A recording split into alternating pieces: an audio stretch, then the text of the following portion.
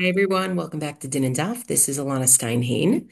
Welcome to Masechet Horayot, and we are going to pick up something that shows up on Gimel Amud Bet 3b of Horayot, which is the, I would say, not just sage advice, but actually the disclaimer that making a gzera, making a decree that the majority of the tzibur, the majority of the community, however that is defined, cannot follow or will not follow is not a good idea. Maybe it's not takef, it doesn't actually work. Maybe it can be overruled by a future Beit Din. But let's see, right? It's a really interesting concept because you kind of wonder to yourself, what do you mean? The rabbis have rabbinic courts have the authority to make a gzera, to make a decree, and people should listen. What do you mean, a decree that most people won't listen to? A decree that most people can't actually follow? What are we actually talking about here? Okay. So the reason why this comes up in Horayot is because actually the Gemara is trying to figure out if the majority of judges need to make the mistake in order for a par halem davar to be in order, or if it has to be all of the judges on a Beit Din that make that mistake. And essentially, because the Torah says, Ve'im kol adat Yisrael yishgu, if all of the really community leadership of Israel make a mistake, v'ne'elam davar me'enei hakahal, and the issue escapes the notice of the congregation, v'asu achat mikol mitzvot Hashem asher lo te'asena, and they do things that by God's commandments they are not allowed to do. V'ashemu, and they are guilty, or they realize their guilt, then what happens? There's going to be a par helem davar. There's going to be a bull that's offered to get kapara for this mistake. But when it says kol adat Yisrael, it's actually a reference to the judges. And so in the Gemara in Horayot, Rabbi Yonatan says, Mea sheyashvu lehorot ein chayavin ad shiru kulan. If you had even 100 judges who were convening together to issue a ruling, there is no par helam davar until all 100 of them make the wrong ruling. Why? Because it says, V'im kol adat Yisrael yishgu. If all of, literally, the congregation of Israel, but we're saying the leadership of the congregation of Israel, make that mistake. It has to be kol, all. And then Rav Misharshia, a few examples down, says actually we find a place where kol doesn't literally mean all, it can mean only the majority. Meitiv Rav Misharshia basically objects to Rabbi Yonatan's ruling that it has to be all the judges who make the mistake because it says kol adat Yisrael. He says, what about the ruling of Samchu Rabotenu al divrei Rabbi Shimon ben Gamliel al divrei Rabbi Elazar Rabbi Tzadok? What about the example, which we'll talk about where that example is from? Some people may remember it from Masechet Avodah Zarah, where they depended on what Rabbi Shimon ben Gamliel and Rabbi Elazar Rabbi Tzadok said. Shayu Omrim, they used to say, Ein gozrin gzera al hatzibur, ela imkein rov hatzibur yecholin la'amod ba. You should not make a decree on the community unless the majority of the community can actually follow it.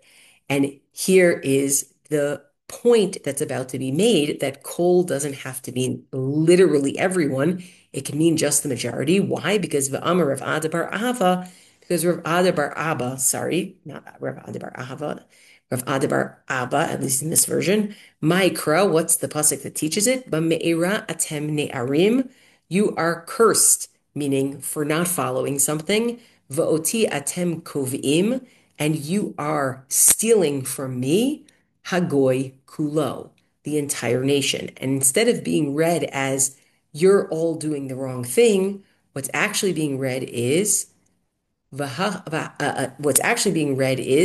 you are only violating if the whole nation is on board with the thing in the first place, and now they're not doing it, right? You're only violating if the whole nation agreed to it in the first place, and now they're not doing it. Ba'ahacha dichtiv hagoy kulo, here it says, just like kol adat Yisrael, it says hagoy kulo, and we say it means actually not literally the whole community had to agree with it, but viruba kekula dami. It's actually, we mean the majority is as though it's everyone. So tiyuvta de Rabbi Yonatan tiyuvta. This is a big question for Rabbi Yonatan, who had said Kol Adat Yisrael had to mean every single judge on that Beit Din. And we say no, from the example of Ein Beitin, Ein Gozun Gzeira Ala Tzibur Elo Im Kein Rov Hatzibur Yecholin La'amod Ba, right? The Rov Hatzibur comes from the words Hagoy Kulo, Rubo Kekulo, the majority, not literally everyone. So it seems like it's something that's somewhat of a sidebar and just being used to teach something in Horayot about Rove versus Kol, or Rove as Kol. But I actually want to delve into it and try to understand what this is about. The concept that a Beit Din should not be making a gzera, a decree, and let's be clear, a decree is not a mitzvah from the Torah. A decree is something additional that helps add an extra safeguard. Okay? An extra safeguard could be for lots of reasons. When you look at the Tosefta in Sanhedrin, actually what you see is we're not even talking about necessarily a gzerah that is trying to make a safeguard around Torah law. It's actually just a gzerah that affects public matters. Rabbi Shimon ben Gamliel, Rabbi Elazar, Rabbi Tzadok, Omrim, they say, Ein ma'abrin et hashana, you can't add a month onto the year, ve'ein osin kol tzorchei tzibur, and you can't do anything in matters of the needs of the community, ela al tnai kidei sheyekablu rov hatzibur alehem, except on condition that the majority of the community will accept them. Now, this probably refers to building roads. It probably refers to building bridges. It probably does not refer to things that are gzerot that are around the Torah. In fact, this whole conversation about whether you're allowed to add a month to the year, it actually has to do with the question of how it's going to impact people and whether they're going to accept it. So here it seems like this is actually a very limited concept of Beit Din should not be doing things that are an impact of public life in general, not necessarily to safeguard mitzvot, just an impact of public life without it being something that the majority of the people want. It's sort of like a democratic concept. But the truth is, you then look at other places and you start to see that it doesn't seem to be just about things that are tzarchei tzibur. It also, there may be some ritual aspects to things. For example, the Tosefta at the end of Sota, Amar Rabbi Yishmael, Miyom Shecharav Beit HaMikdash, Rabbi Yishmael said, from the day that the Beit HaMikdash was destroyed, Dinu shelo le'achol basar, v'shelo l'shtot yain. We shouldn't eat meat and we shouldn't drink wine, meaning we should be in such a state of avilut, in such a state of mourning. We shouldn't be having those special things. Ella, and especially because those things are the stuff of the Beit HaMikdash, right? It's uh, uh, these things are the stuff of the Beit HaMikdash. Ela she'ein Beit Din gozrin ala tzibur dvarim she'ein yecholin lamod behen.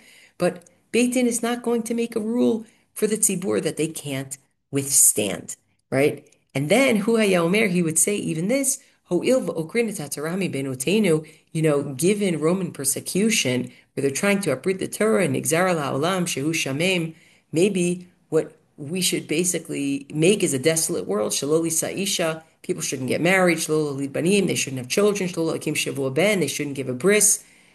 Ad shelo yichlez zaro shel Avram Avinu me'elav, until we actually destroy ourselves. Amrulo, they said to him, Mutav lahen latzibur sheyu shogigin v'halyu mizidin. We'd rather not make such a decree because if you made such a decree, people would purposely go against such a decree, right? So there's a little bit of an ascetic sense for Rabbi Yishmael here, but this is an interesting conversation. It's something that's not just building roads. It's not just deciding if you're going to be ma'aber the Shana, you're going to add a month to the year. It's deciding how you are going to commemorate the loss of the Beit HaMikdash. And ultimately what they decide is you're going to leave a corner of your house unfinished, right? And a few other smaller things that people can manage. But you do wonder to yourself, is this basically saying, sage advice, don't do it? Or is it saying it's not real if you do it, if most people won't accept it, right? The language of you can only do it al t'nai on condition that most people accept it sounds like it's almost like a democratic thing. If you do it and it's not on that condition, then it doesn't work. Whereas I would say that Tosefta in Sota makes it sound like it's just a really bad idea. Don't do that. Don't do something that most people won't be able to uphold because then you won't actually accomplish what you're looking to accomplish. Now, the Gemara in Bava Kama also talks about another issue. Again, we're not talking about a fence around the Torah. That's not really what we're talking about. Here, we're back to talking about general, you know, public issues, which is the question of whether you're allowed to raise certain animals in the land of Israel. And so the Mishnah says, Ein megadlin behema daka be'eretz Yisrael. You shouldn't be raising small domesticated animals in the land of Israel. And the reason that's ultimately given is because they eat food on other people's property, they graze other people's property, and what's going to happen is you're going to ruin everybody's fields. But you can do it elsewhere, meaning not in Eretz Yisrael, and just pay back whatever they eat up. Right? But the Gemara says, the Gemara offers a braita, Tanya idach, we have another braita, Ein magadlin behema daka be'eretz Yisrael. We're not supposed to raise, small domesticated animals in Israel. Aval megadlin b'midbar shebeYehuda, or b'midbar shebesfar Akko, but in certain places we can. V'af al pi she'amru ein megadlin behema daka, even though they didn't want you raising small domesticated animals, aval megadlin behema gasa. You are allowed to raise larger animals. Why? Lefi she'ein gozrin gzera ala tzibor, ela kein rov hatzibor yecholin lamod ba. Because you can't make a gzera that most people won't be able to follow. Because behema daka efshar lahavi michutz la'aretz. You can bring a small domesticated animal from outside of Israel, but behema gasa efshar lahavi michutz la'aretz. But we're not going to be able to bring the larger animals from outside of Israel, certainly not at the pace that you need them, whether to do your charisha, whether to do your farm work or to be animals, beasts of burden, things of that nature, right? So here you have, again, it's sort of living in the public realm, but I just want you to note none of these are, none of these are examples of rabbinic law that are trying to make a fence around the Torah. All these are examples of kind of public, trying to create some public ethos, right? What's interesting is these examples that we looked at were examples of before the fact, right? You shouldn't make a gzera, don't make a gzera on basar and yayin, don't make a gzera on behema gasa, right? But what about after the fact? And I think the example of an after the fact gzera that didn't work is the attempt to make a gzera on Gentile oil, right? Not to use Gentile oil. So the Mishnah says in Avodah Zarah Lamed Hey Amud Bet, Ve'elu dvarim shel goyim asurin, excuse me, ve'ein isuran isur hana'ah. These are the things that belong to Gentiles that are prohibited to Jews, but only prohibited to consume, not prohibited to gain benefit from, right? And it gives you the examples, and among the examples is shemen, is oil, and the Mishnah continues, Rabbi Ubeitino hitiru hashemen. But Rabbi Yehuda, the prince, and his Beitin, they allowed shemen of non-Jews. So the Yerushalmi says, what do you mean? Let's go back to this. Umiyasarat Shamnan, et Hashemen. Who, this is the Yerushalmi and Shabbos. Who, in the first place, prohibited Gentile wine? Rav Yehuda Amar, Rav Yehuda says, Daniel Asarat Hashemen. Daniel, as in Babylonian exile Daniel. He is the one who, his Beitin is the one that prohibited oil. And they learn it from the Psukim at the beginning of Sefer Daniel, where he says, I'm not going to eat any of the food here. I'm not going to drink any of the food, and drink the things in the Armon HaMelech in the king's palace, right? And included, they say, is not just wine, which is said explicitly, but oil as well. And then the Gemara goes on and says, Mihi tiro, and then who allowed the shemen of Gentiles? Rabbi Beitino hitiru b'shemen. Rabbi Yehuda the prince, right? Much later. Rabbi Yochanan asks the question, V'lo chein tanina, didn't we learn she'ein beitin yachol levatel divrei beitin chavero ad sheyagadol mimenu b'chachma v'minyan? Didn't we learn that one court is not allowed to cancel what another court decreed, unless that latter court is greater in knowledge and number. And what does it mean to be greater in number if all of the courts have the same number is an important question, but related to the kind of greatness that was in that generation and who accepts the decree and agrees with it. But here, the Rabbi Ubeit Dino Matirin Mashasar Daniel B'Chavurato. You think Rabbi Yehuda the Prince, his Beit Din is greater in knowledge and in number than Daniel?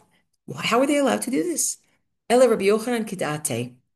Rather, Rabbi Yochanan says this is actually, or we say on behalf of Rabbi Yochanan, it's following Rabbi Yochanan's understanding, the Amar Rabbi Yochanan Mishum Rabbi Elazar Rabbi Tzadok, right?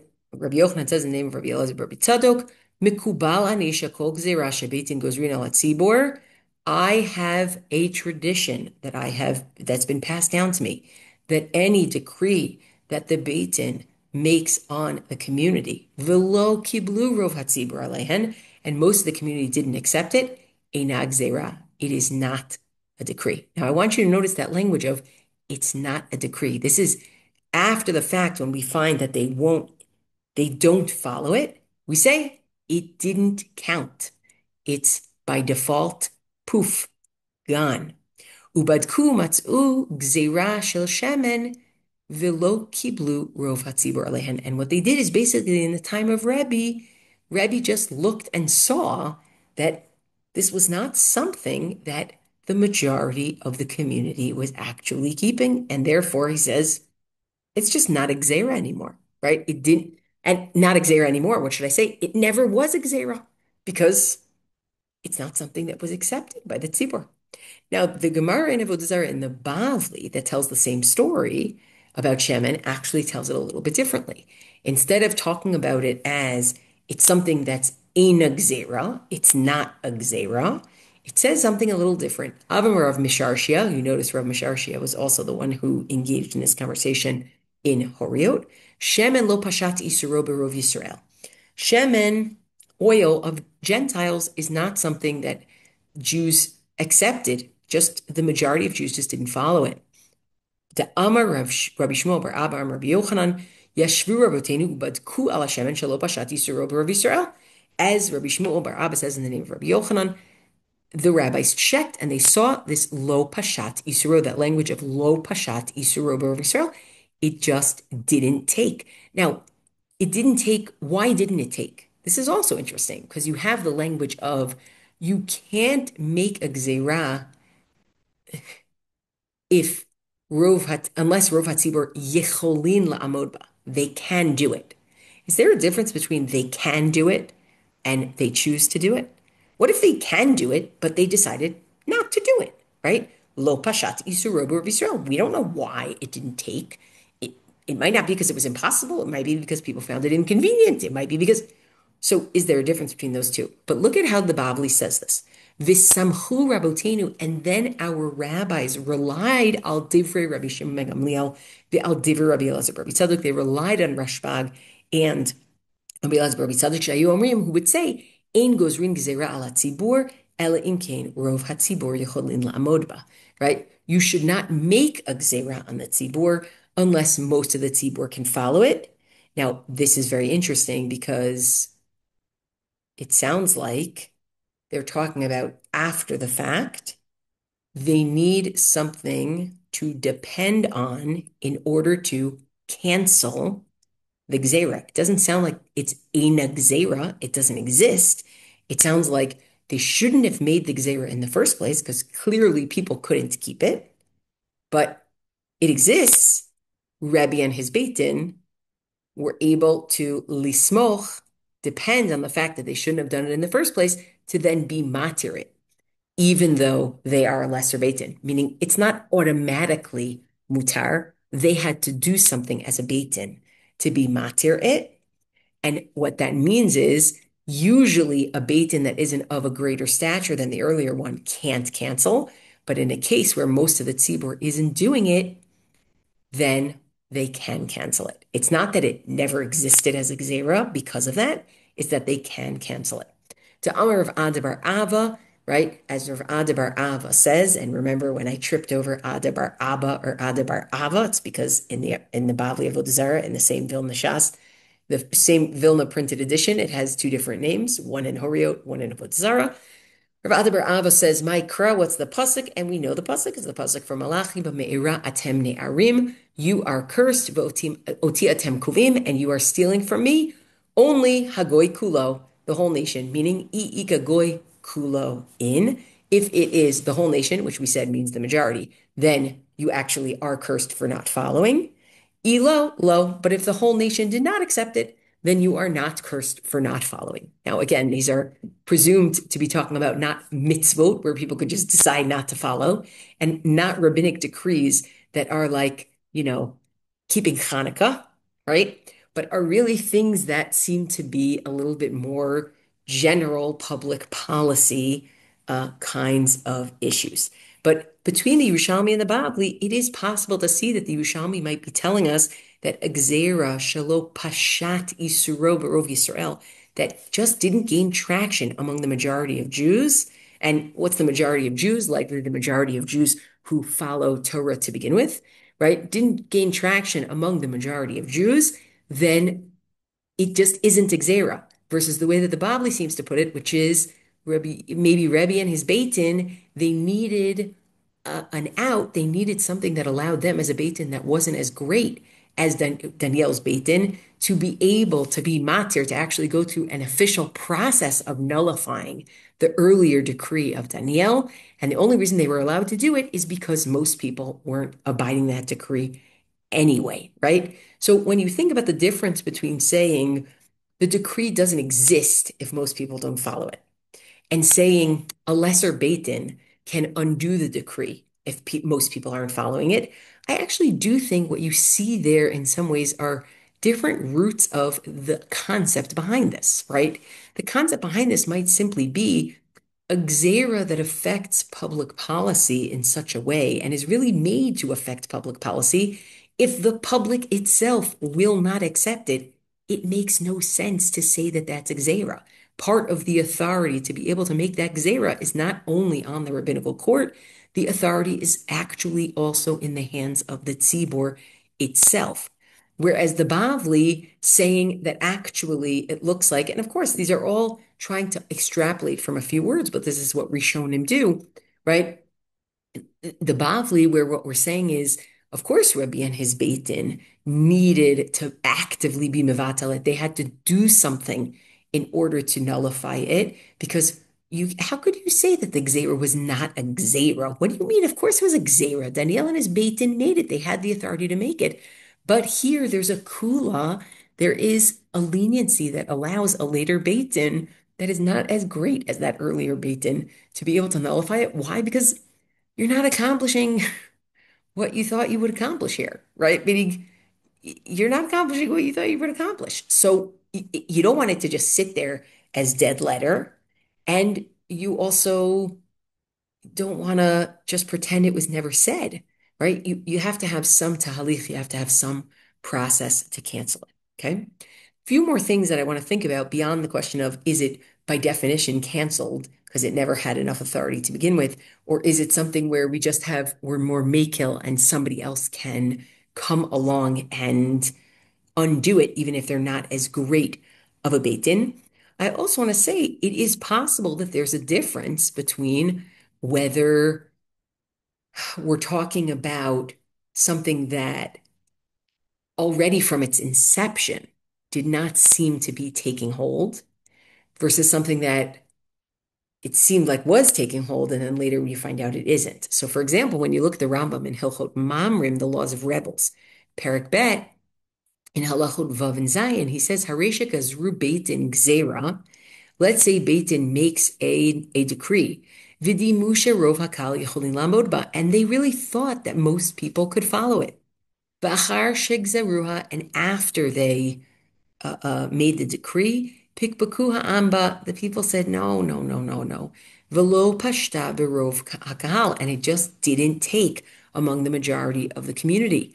Harezo Bitela, it is nullified sounds like he's saying in and of itself automatically nullified.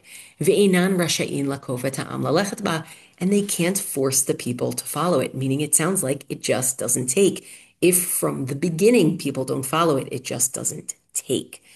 But then gazru v'dimu shepashta b'chol Yisrael. But what if they made the decree and they thought it did actually take among the majority of Israel? V'amar hadavar kein shanim rabot, and it was like that for years. Ulachar zman meruban, after a long time, amad beitin acher, another beitin came along. Think Rebbe's beitin, years after Daniel's beitin, centuries after Daniel's beitin. Uvadak b'chol Israel, and looked among all of Israel, v'ra'a she'eino tagzera poshetet b'chol Israel, and they saw, nope, this actually isn't taking root here. Yesh lo reshut levatel, that next Beit Din actually has the power to nullify. Sounds like they do have to do something to nullify it. Va'afilu haya pachot mi Beit Din harishon b'chachma v'minyan, even if they are a lesser Beit Din than the original Beit Din, right? So it sounds like we might have two tracks here. If initially the people never take it on, perhaps it never has teeth and it never took hold. If initially it seems like people did take it on, the majority, then later we find out that they're not. We say even a lesser Beit Din can nullify, but they actually have to do something to nullify. Now, the Tosfot and Avodah Zarah, Lamed Vav Amud Bet, seem to disagree. They seem to think there has to be some act, some performance of bitul, some actual nullification, no matter what, even if the people don't accept it right away. I could imagine lots of reasons for this, right? There could be a technical reason that essentially says, well, this is not a good thing if a Beit Din makes a decree, and just because people don't follow it, we say that the Gzera is not it's kefa, that the Gzera is not real. It's a Beit Din after all. I could also imagine the reasoning of, well, the authority rests both on the people and the Beit Din, but there's still some authority to Beit Din. So even if the people don't follow it, you still have to do something. The last thing I want to say is, well, what about the minority, right? We say if most people can follow it, or if most people follow it, what about the minorities? There's an interesting case that comes up in the Or Zarua, was a real medieval halachist, where it's talking about they want to collect taxes from a member of the community who says, I just don't have that kind of money. I can't pay what the rest of you can pay. And in that tshuva, as he's going through, because they don't want to accept even a shvua from that person, they don't even want to accept an oath from him saying, I don't have the money. They're like, come up with the money, right? So the Or Zarua within that talks a little bit about in gozer and gzera al hatzibur elam ki Yecholin rov hatzibur la'amod ba. You shouldn't make a gzera unless the majority can follow. He says umashman. It sounds like ha'im yecholin rov hatzibur la'amod ba. It sounds like if most people can do it, gozrin filo al hamiut. You make the gzera even on the minority. She'ein yecholin la'amod ba. Those who actually can't do it. So he says, Yesh lomar, you know what I think? Dahi lo mairi lahotzi mamon miyad adam. That is not talking about a situation where you're taking money from people. We're not talking about a gzera where you make a tax on everybody and 80% of the people can pay that tax and 20% can't, and tough noogies make them mortgage their house and pay. He says, I don't think that's what it's talking about. I don't think it's talking about this kind of situation. And he says, and also in this case, this person from the beginning was like, I can't do this. I can't do this from the beginning of the Gzera. But it is really a worthwhile question, especially if the concept of Elim Kin Rov Hatzibur Yechalin La'amod Ba is sort of like a proto-democratic concept. How do we keep the minority safe from the tyranny of the majority, right? Meaning most people can do it, but the minority of people can't do it. So are they still on the hook for it? So to be continued, but I hope people enjoy this little foray into something that I think, it's presented as kind of a sidebar for Horayot, but Horayot really is all about authority and decision making. So it's still thematically connected. Thanks, everyone. See you next time.